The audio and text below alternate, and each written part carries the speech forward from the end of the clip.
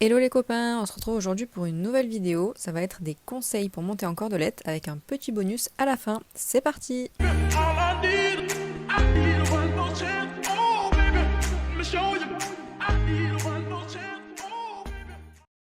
Alors pour commencer, je rappelle que je n'ai pas initié Baltic à la cordelette. Pour avoir plus d'informations, je vous renvoie vers ma vidéo, notre premier concours en cordelette, afin d'avoir plus d'informations à ce sujet. Donc c'est plutôt pour vous expliquer comment moi je fonctionne quand je monte en cordelette, comment j'utilise mes aides ainsi que mon poids du corps. Donc je commence par vérifier la réponse à ma jambe externe en faisant beaucoup de changements de main. Comme vous le voyez là, j'utilise énormément mon buste ainsi que mon poids du corps pour compenser le fait que du coup je n'utilise pas mes mains.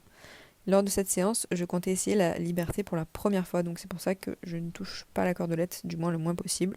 Je fais également beaucoup de transitions, montantes et descendantes, et pour les transitions, j'utilise un code vocal en plus de mon poids du corps. Il faut savoir que les transitions pas arrêt sont très compliquées pour Baltic, car comme vous le voyez, il ne reste pas immobile, mais bon, on y travaille.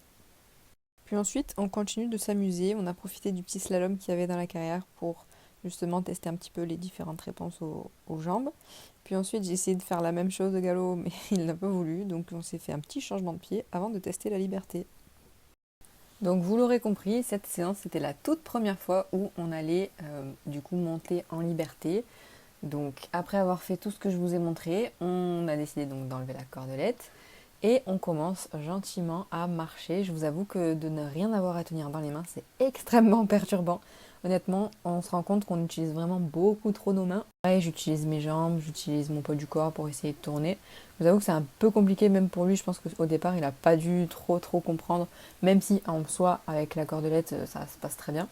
Ensuite, j'essaye de faire un petit arrêt. C'est le premier arrêt que j'ai réussi à faire en liberté, donc j'étais trop contente. J'ai fait un petit bisou, un petit câlin et un petit bonbon. Puis on est parti pour tester le trot en liberté. Pareil, j'ai essayé le petit slalom. C'est pas si facile qu'il n'y paraît. On fait pas mal de petits changements de direction. Mais franchement, ça se passe relativement bien. Il répond à mes demandes. J'utilise beaucoup plus mon poids de corps du coup. Puis après, on essaye de faire exactement la même chose au galop. Son attitude, je sais pas si vous remarquez, mais elle a vraiment à rien à voir une fois qu'il n'a pas de contrainte devant. C'est pas du tout le même cheval, franchement. Je vois qu'il est beaucoup plus détendu. On se fait même un petit changement de pied en liberté. Hop, et voilà, ça rigole plus. On est trop professionnel ici. En tout cas, on s'est régalé sur cette petite séance de travail en cordelette et en liberté. J'espère que mes conseils vont vous servir et je vous dis à bientôt pour une nouvelle vidéo. Bisous!